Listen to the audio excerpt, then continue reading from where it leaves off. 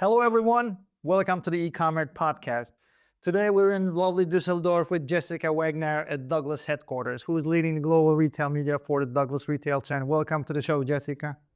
Thank you very much for being here. Happy to have you in Düsseldorf.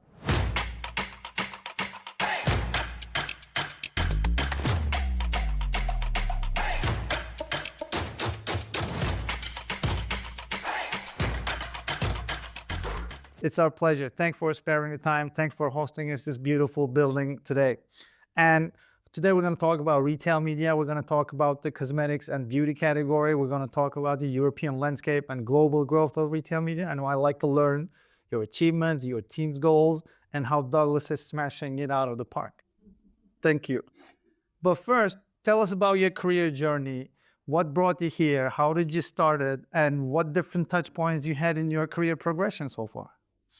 Yeah, so I started to work in beauty when I was 24 years old, after I studied in Germany and also in France, actually. Nice. And I started my career journey at L'Oreal, so the beauty giant, yeah. Lovely, So, lovely. Yeah. we do share this.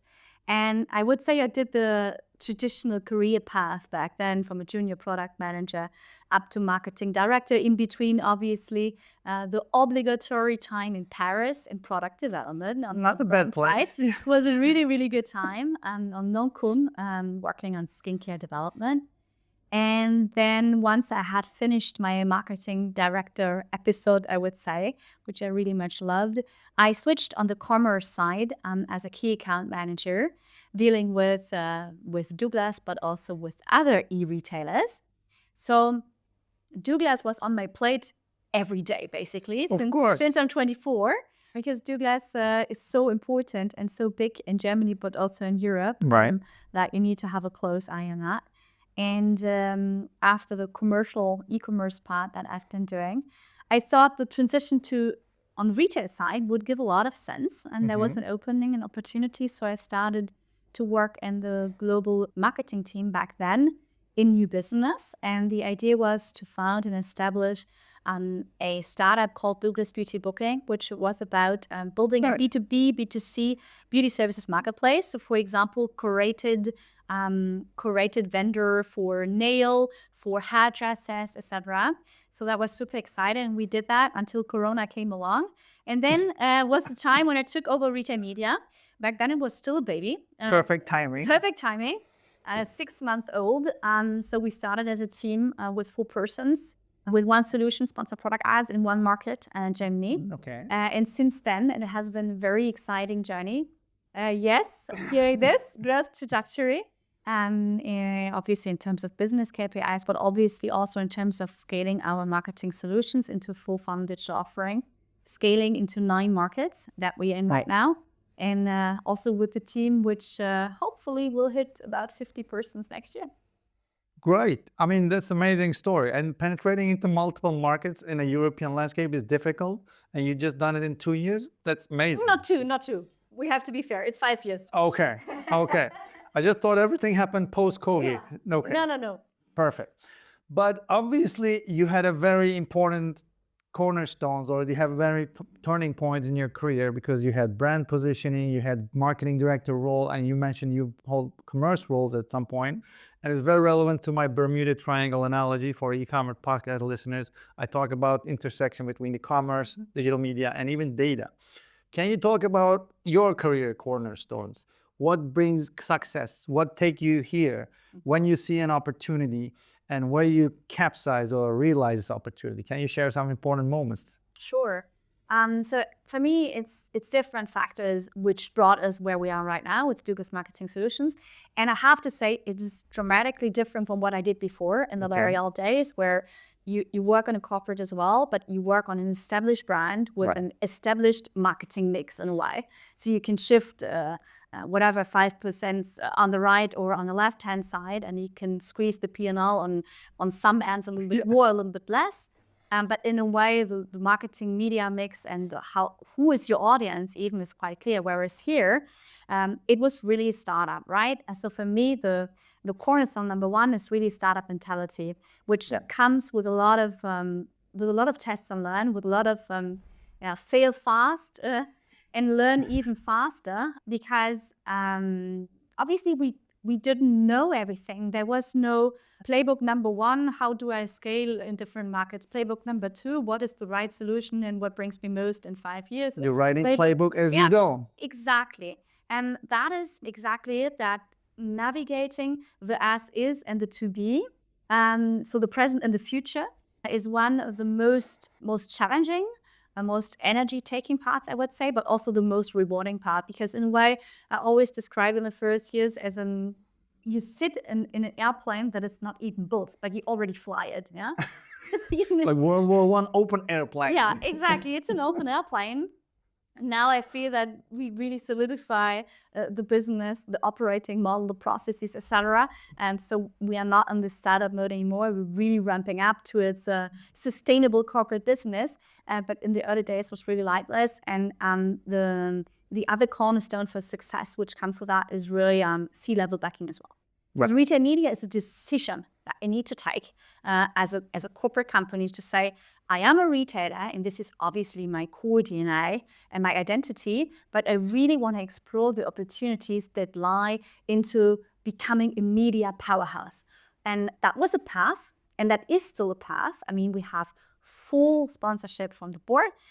We also work a lot with our C-level in the different markets, but trickling that down to the organization to really educate what is retail media about and why is it a chance and opportunity for us as a retailer and how can it integrate and migrate on the backbone of a retail company is an ongoing journey. The last point you made, the C-level leadership support and setting it up as a strategic agenda, is one of the key cornerstones of success, I can tell, or I agree, because it's not just implementing a new technology, it's not just opening up a new future, it's a new revenue stream, requires a lot of investment and upskilling. I can only imagine how it could be done in less than 4 or 5 years in a rapid growth mode, because everybody's investing in it. So, but to your success and the Douglas credit, I hear great things about Douglas in North American market already. I shared with you while we were having our coffee. And our chat yesterday in a US group of people with multiple retail media networks and technology companies, they already mentioned some of the good features Douglas brought to the market, which I will come in a few minutes and ask a story from you about these two. But let's talk about the growth, because obviously there was an opportunity with the retail media growth, and Douglas take a shot in this opportunity, and you're leading this initiative and building the team and capabilities around it. From your conversations with your great brands in the cosmetics and beauty category, L'Oreal being one of them, and I'm sure you have at least 3 more dozens, if not more, how retail media growth is supporting consumer brands growth and how it's impacting, what are the key drivers in these conversations affecting the overall omnichannel strategies of these brands? Because you are kind of sometimes educating them, sometimes guiding them, and sometimes answering their requests in those category growth conversations. Can you share your point of view, how retail media growth is impacting consumer brand growth and what key drivers are impacting their strategy? Yeah, sure, with pleasure. So firstly, I think what's important to frame here is that what the poly crisis that we went through as a society, and I talk about Corona, 2020 until 2022, and then the whole economic and political crisis, inflation caused by the Ukraine war, is definitely a fundamental shift for brands. Why am I saying that? Because if you think back of the Corona years for brands, all of a sudden, the biggest channel, which was bricks and mortar, was closed. So there was a lot of panic. How can I now boost my e-commerce channel? And what can I do? So in a way, we didn't plan obviously for that, but Douglas Marketing Solution was just launched 4 or 6 months before the first Corona wave. So we had really a momentum. I think that's what I wanted to say, in the sense that the desirability of the brand, that to boost the e-commerce channel and to have now a solution which can really bring in quick results, was kind of a perfect match, even if the overall situation, obviously we were all right at the right time, right spot. Yeah. But at least that's a small part of the business that could benefit from it, whereas obviously a lot of other businesses had to suffer a lot.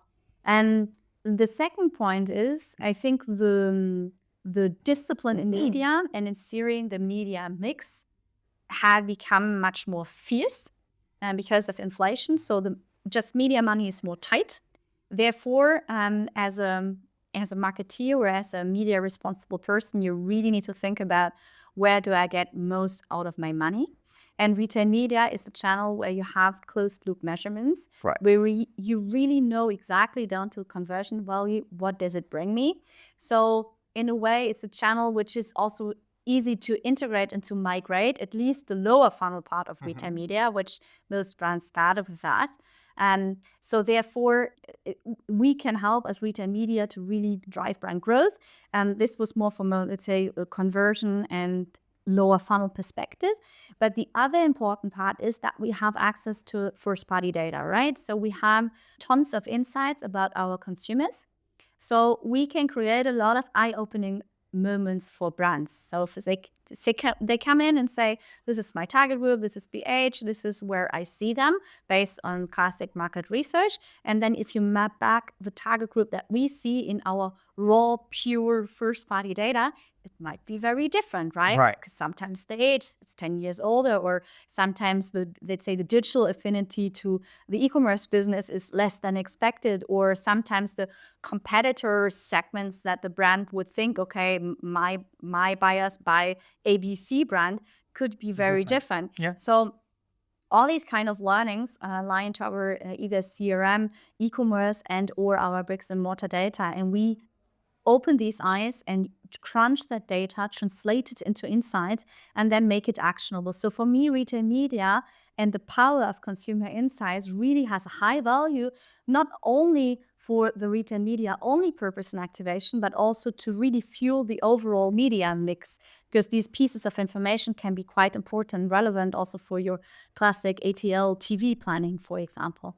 And so overall, as I said, Corona, in inflation, and therefore discipline when it comes to or high expectations on ROAS really has been rising. And the third factor, which was an external one but still is important in that whole retail media discussion, is the move into a cookieless world. Right. And so the cookie is dying, or is partly being dead. Gradually. And gradually, and even if we all know that Google made a little bit of a U-turn in their communication or in their strategy, but we also all know that whether it's completely dead or whether it's an informed choice that customers will be given, we know that we turn away from cookies. It's not the future technology anymore. And as brands have, from my point of view, even the big ones, they make big attempts, I would say, starting around 2010 to really build their own CRM Right. database based on the big ambitions that they had also in D2C. Some of them excelled to a certain point, but let's be really honest, the majority of sellout is still in retail and not in D2C, at least in Europe. Yeah, and therefore the opportunity. I mean, brands should never stop building data on their own. I think it's utterly important, and those who did that really well have a big advantage right now, the big CPGs. Nonetheless, for smaller ones, I think they must really make a good choice in that trade-off between do I invest or take in first-party data from a retailer, which is already at scale for me available, or do I do a lot of efforts and invest into building my own? And I think for mid and long-tail brands, it's a clear choice from my point of view. It struck me when you say that the insights you're able to share with your brand partners in terms of the first-party data, in terms of the shopper intelligence and behavior. Because I remember this frenzy between 2015 and 18, CDP, first-party data spine, first-party data database was a big thing for many consumer brands, regardless of category. And I always feel we're fortunate enough someone work in the cosmetics category because brand affinity, brand loyalty, basket sizes, we're in a very advantageous position, let's admit it. I mean, compared to some other unlucky categories. Agree. But COVID, to your point, those external factors with the inflation and the war, they changed the whole agenda, and all these CDP, DDC efforts suddenly got to a halt. And everybody was looking for first-party data, and Google just put more gasoline on fire. And to your point, some retailers were in a better position to provide an answer for these needs. And I think Douglas is one of them. Not every retailer was able to provide aggregated first-party data and scale. So cosmetics brand in particular, I was a witness to that. They took advantage of it. I've seen many JBPs turn into a very productive, big category growth conversations. Which brings me to the still educational part of retail media, because I remember similarly 2020, we were all sharing our insights and findings about challenges and opportunities around retail media and how can brands utilize this opportunity to continue their brand growth strategies. How is the conversation today? Do you feel like brands are educated and challenges are well understood, opportunities are already taken advantage of, and now retail media is being utilized for category growth? Or there is still room for mutual education and common understanding? It's still in its nascency. Where do you see these conversations going? I see massive gaps between the markets, to be honest. So if I look at Germany, I mean, the market size based on IAB data totally reflects for me the degree of maturity that we have in the conversations. So there, the fact that retail media should be a non-negotiable into each and every media mix and should be part of your at least digital media is something that you don't need to discuss anymore in a way. Whereas if you think about other markets in Central Eastern Europe, like in Poland, the markets are really more traditional. So there, the media or marketing director level still thinks a lot about TV, right? So in a way, sometimes I think that some markets, if you think about the third wave of digital advertising from search, then social, then retail media, I have the feeling that we are totally there when it comes to the German market or maybe Benelux and French market, whereas in some other markets, they are still a little bit stuck in linear TV. In linear TV. And therefore, in those markets, it's still a lot of education. And now that we launched self-service and we are in the soft launch phase, and we explicitly said we first go out to the mid and long tail of the brands who never so far had the opportunity to book retail media with us, right? So it's really smaller brands. And when we hop on a call with them to explain the platform, give them a demo, we really start with the basic question, what retail media is, what is a sponsored product ad, and how can I use it? So even there in Germany, it depends on are you at L'Oreal or work at Coty, at Shiseido, at the big beauty brands? There, the level of education is super high. They really understood how important retail media is. They are transforming their organization. They are really hiring and building up specific and dedicated retail media teams. Whereas a big part of the mid and long tail beauty brands, they are not there yet. So it depends on the size and scale of the beauty brand, and it depends on the general maturity of the market and let's say the digital ad spend per capita and the maturity and media mix that is overall seen in the market. When is the self-serve platform going to be fully launched? When the soft launch will be completed? So we aim to launch in Q1 next year in all 9 markets then for all clients, basically. That's going to be exciting. I think there's going to be a lot of buzz around it. Yeah. Which brings me my earlier remark about the first-party data collaborations that Douglas offers with the brands. Yesterday, we were preparing for a panel with an audience from North America, and a couple of other retail media networks in North America already shares Douglas first-party data capabilities as one of the good practices in industry. Now I want to hear it from the leader of the initiative. How Douglas helping CPG brands in capitalizing on their brand audience, brand loyalty, providing them with the real first-party data in transparency and granular level. Can you share a couple of examples? Can you give us some ideas about what's going on in those conversations? Sure. So maybe let me start by giving you an overview of what kind of data do we have, because I think at the end, the quality and the quantity of the data makes a difference. Whole difference, yeah. I mean, overall, Douglas is the #1 omnichannel beauty destination in Europe. So we are in 22 markets. We have omnichannel operations in 22 markets. We have a CRM program called Beauty Card, which has 57 million members. 57 million. 57, okay, so that's really, a big number. I think I would say it's the biggest in Europe when it comes to beauty. Yeah. Okay. So it's kind of big, and we continuously grow it. So it really grows massively. And our biggest recruitment weapon for the Beauty Card is the store, right? Yes. And so the store employees would ask every time the cash test, do you want to have a beauty card? And it comes with massive rewards for our customers. I got my card in first year of my arrival in Europe. Very good. I'm happy to hear that. Thank you. So this is a massive volume. Then we have obviously e-commerce activity in those markets. We have about 19 million orders in e-com per year. So all of the data, we have a super strong app as well, which also helps us obviously, because the app users, they're very loyal customers, right? And with a good retention and repurchase rate, etc. And we have, not to forget that, we have 1,870 stores. 1,870. Yeah, it's a big store across all these markets. And that's let's say the beauty of the whole Douglas and the future retail media business, because all these data sources and different identifier that we have around a customer, from email address, from postal address, from mails, etc., are hosted in our CDP. So we also have a CDP and can be then activated across channels, on-site and off-site. So what we do, can maybe comment on our portfolio and what we offer for our brands? Yeah, absolutely. And how does it provide competitive advantage? Because I heard some of these from our podcast episode with Glenn Clorick at L'Oreal. He mentioned some of the advantages they're benefiting from the relationship with Douglas and other retailers. And he also mentioned some of this, but I'd like to hear it from you, because you're the architect in some of those features, I think, even with the build-up side before they offer to the brands. Yeah, I mean, based on all the data points that I just mentioned, basically, I would dare to say that there is no better provider of beauty data in Europe, right? And if you look into our CDP, we have more than 900 audiences that sit in the CDP, yeah? And we don't talk about the custom built one that we could pull together.